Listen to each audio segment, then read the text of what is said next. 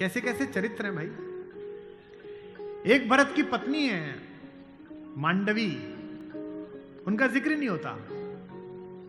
एक हमारी मां और है उर्मिला, उसका जिक्र नहीं होता। उर्मिला का कलेजा देखिए, मांडवी का कलेजा देखिए। जिस दिन लौटने के बाद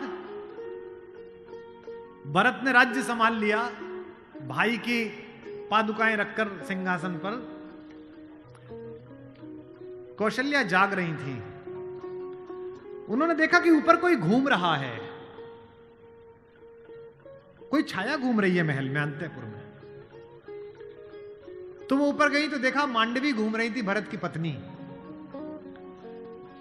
तो कौशल्या ने पूछा कि बेटा तू सोई नहीं? उसने कहा हां मां मैं अभी जाग रही हूं। भरत सो गया होगा बेटा, तो उसके कक्ष में चली जा।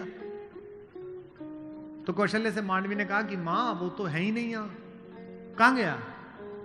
बोले उन्होंने कहा कि भैया जब तक जमीन पे सोएंगे, भैया जब तक जंगल में रहेंगे, मैं महल में नहीं रहूंगा।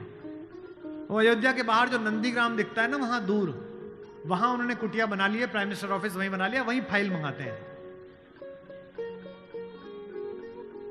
तुझे नहीं ले गया?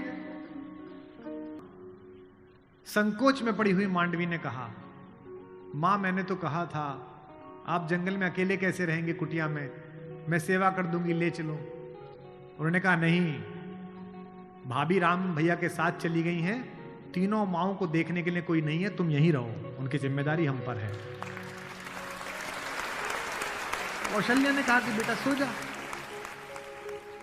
बोले मां वो उनकी कुटिया दिख रही है, उसमें अभी दीपक जला हुआ है, यानी कि वो अभी काम कर रहे हैं।